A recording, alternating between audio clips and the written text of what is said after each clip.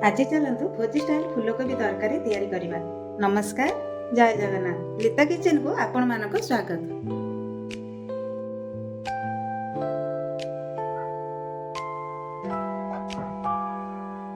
प्रथम कड़े आलू को देदेबा, ताकू रेड है पर्यटन भल भाव भाजवा।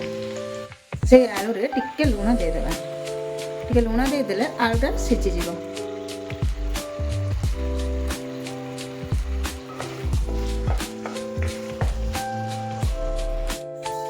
ଏବେ ତାକୁ ଆମେ କଭର କରିଦେବା।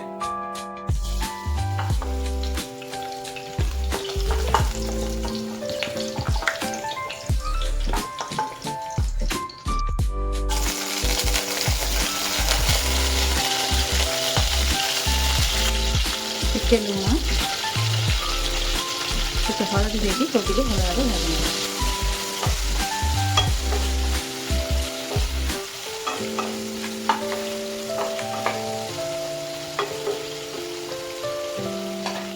ଏବେ ତାକୁ ଆମେ କଭର କରିନେବା।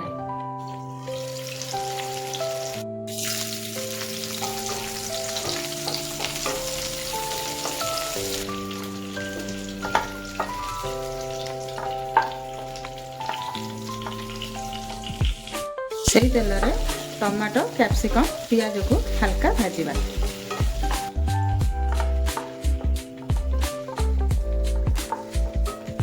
ସେ କଡ଼େଇରେ ଆଉ ଟିକେ ତେଲ ଦେଇଦେବା। गोटे तेजपत्र, गोटा जीरा, गोटा धनिया को दरदरा कर छेचिक पकईदेवा।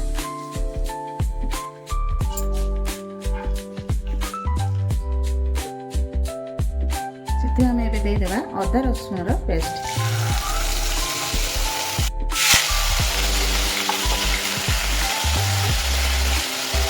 मसला टिके हो आसला बेलू से देदेवा कटा होगी रखिथिबा टमाटो देखिए भल भाव कषिदेवा। खंडे डालचीनी, अल्प टिके पान मधुर को भल भाव गुंड करवा।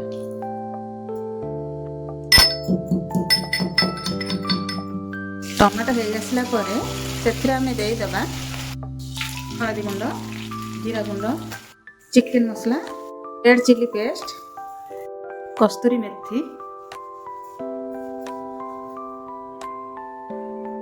डालचीनी और पान मधुर गुंड। यह किसी समय पर कसला आम देदेवा अल्प टिके टमाटो सॉस। एबे स्वाद अनुसार लुण देवा।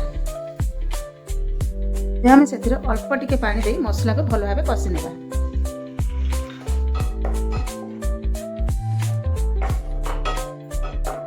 एबे आम मसला को टिके कवर कर देबा।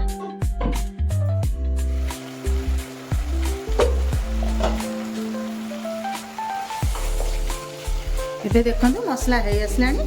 ସେଥିରେ ଆମେ ଦେଇଦେବା ଭାଜିକି ରଖିଥିବା ଫୁଲକୋବି ଆଉ ଆଳୁ।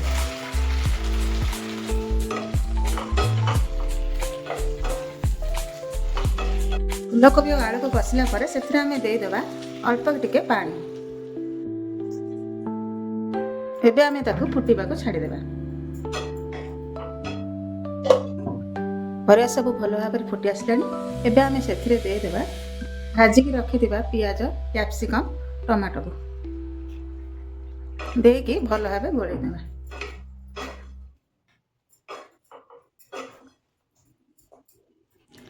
एबे सेथिरे पानी देई देबा।